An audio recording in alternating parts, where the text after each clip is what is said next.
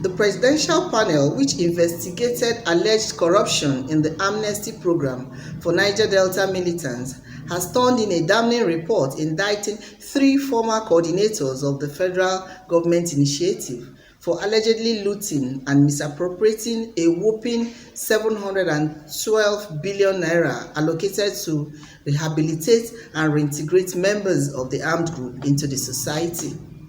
A copy of the report quoted by a national newspaper accused 3 former coordinators of the Presidential Amnesty Program (PAP), namely Kingsley Kuku, January 2011 to May 2015, General Paul Boro, retired, 28 July 2015 to 13 March 2018, and Professor Charles Dokubo, 13 March 2018 to February 28, 2020, of massive looting and contract frauds, plunging the program into a debt of over 73 billion naira. Successive coordinators have mismanaged funds of PAP and consequently deprived the beneficiaries of the program the needed skill acquisition and training required for sustainable livelihood, the report stated. In fact, in one instance, the report noted that $9 million cash was recovered from the residence of one of the former coordinators of PAP, General Boro. According to the probe panel headed by the National Security Advisor, General Babagana Monguno, despite the huge funds yearly allocated to PAP, there are still a total number of 29,755 ex-militants who still rely on monthly stipends of 65,000 naira as means of livelihood. This suggests a failure of the program to realize its set objectives and contradicts the claim by past coordinators of the PAP that as at 2018, a total number of 21,179 ex-militants has graduated from Nigeria and foreign universities out of the 30,000 ex-militants captured in the original database during the disarmament phase. Coming to the specifics, the panel said, contracts under PAP were issued without recourse to public procurement regulations and PAP financial position, thereby leaving the program in debt. For example, in 2018 alone, the suspended coordinator, Professor Charles Dokubo, awarded a total of 774 contracts amounting to 66,687,570,000 naira. This is more than the annual budget of 65 billion naira for the office. Additionally, most of the contracts awarded add no value to the program. Rather, it serves as an avenue to siphon public funds. In 2018 alone, the report said Professor Dokubo awarded the contracts worth over 66 billion naira to businessmen, political cronies, and friends, thereby placing the program in its current indebtedness of 73 billion naira. Most of the contractors collected 15% mobilization fee and vanished with no evidence of performance. According to the report, Professor Dokubo employed the services of a private company, Menzon Limited, to outsource human resources for PAP at an inflated sum of 1 billion naira per annum for about 250 staff employed by the company to work in the office. The committee verification revealed that the staff actually working at the office are about 106. Hence, he receives kickbacks from the company for payment of 144 goods to workers. His carelessness and lack of foresight led to the looting of equipment and stores at Kayama Vocation Center in February 2019. The looting took place in broad daylight, with goods worth 6 billion naira carted away.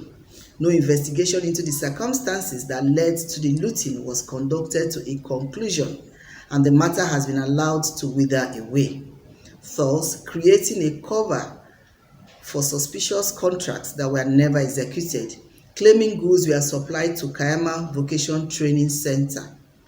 There are 58 of these types of contracts with a contract sum of 95 million naira each, which could not be verified by the committee.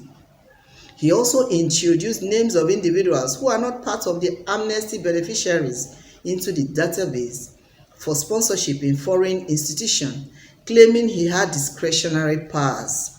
He awarded contracts to a company, CDN Limited, for surveillance and information tracking in the Niger Delta for over 4 billion naira. These contractors were to employ 150 people to be paid 170,000 naira each to allegedly provide covert information to the coordinator. It is instructive to note that this project falls outside the mandate of PAP. In addition, most of the would-be beneficiaries of this project are not even from the Niger Delta region. Apart from the $9 million cash recovered from the residence of General Boro, the panel report also notes that the sum of 645 million naira was frozen from the account of Mr.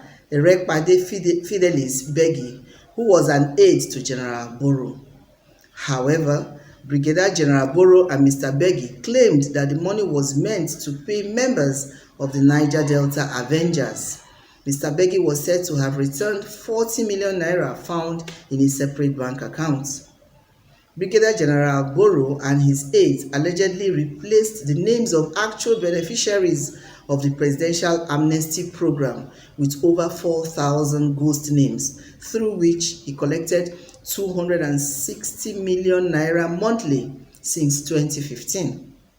The Director of Finance and Accounts, DFA, of the Amnesty Office, Mr. Aliyu Karim, frequently paid millions of naira into the accounts of selected contractors, from which the contractors collect between 10 and 20% commission, before returning the remaining to accounts operated by Amnesty Programs DFA and Brigadier General Paul Boro. The panel further submitted in its report to President Buhari. On the tenure of Kingsley Kuku, the panel noted that he was appointed as the second coordinator of PAP by President Goodluck Jonathan and the longest-serving coordinator of the program, spanning over 4 years. He laid the foundation for pervasive corruption in PAP and absconded from the country following investigations instituted by EFCC into his corrupt tenure at PAP. He was charged to court for conspiracy, stealing, diversion of public funds, and abuse of office by EFCC in June 2015. Mr. Kuku was also charged of criminal conspiracy, false declaration of assets, and fraudulent acquisition of property. Some of the ways he mismanaged funds allocated to the office are as follows. In 2012, Kingsley Kuku illegally expanded the Amnesty Program to include children of political cronies and girlfriends as beneficiaries of the scholarship training program meant for ex-militants. These individuals, who are not part of the Amnesty Program, were fraudulently awarded scholarships to study in tertiary institutions abroad, amounting to millions of dollars at the detriment of genuine beneficiaries of the program. Under his tenure, the entire database of the Amnesty beneficiaries for payment of monthly stipends was altered and mismanaged. Hence, about 3,000 names of some legitimate beneficiaries of stipends were removed and replaced with fictitious names in connivance with banks. Hence, he illegally stole about 195 million naira monthly from monies meant for ex-militants for 4 years. Kingsley Kuku awarded contracts to Foundation for Ethnic Harmony in Nigeria, FEN, an NGO belonging to Allen Onyema, CEO of Air Peace Airlines. FEN was awarded contract to train a total of 300 delegates as pilots and aircraft maintenance technicians. These trainings were to be conducted in reputable flight training schools around the globe. Consequently, a total of 1,117,547,280 naira was paid to the contractor in December 2011 without observation of due process. However, as at 20th May 2020, Only 112 delegates out of 300 delegates have been trained. Kuku has not accounted for the funds meant to train the rest of 88 pilots. Kingsley Kuku also awarded contracts to an NGO, Foundation for Youth Development, to provide maritime, electrical, mechanical, welding, and ICI training for a total of 660 delegates of the Presidential Amnesty Program in 2011. Subsequently, a total of 3,812,690,200 naira was paid to the contractor in December 2011 without observation of public procurement regulations. As at 20th May 2020, only 72 delegates out of 600 have been trained despite the amount and duration of payment. In February 2016, Mr. Kingsley Kuku was alleged to have been involved in award of contract fraud of about 6.2 billion naira, which led to investigations by the EFCC. Kingsley Kuku connived with vice chancellors of Igbinedion University, Novena University, and University of Leeds to increase tuition fees for Amnesty beneficiaries in order to receive kickbacks. About 1,456 beneficiaries in these universities pay almost double the normal tuition fees paid by ordinary students. These abnormalities have been extended to other local universities in order to receive kickbacks. It is not clear yet what President Muhammadu Buhari intends to do with the report of the presidential panel. From Lagos, this is Tina Timothy, News Express Nigeria Television.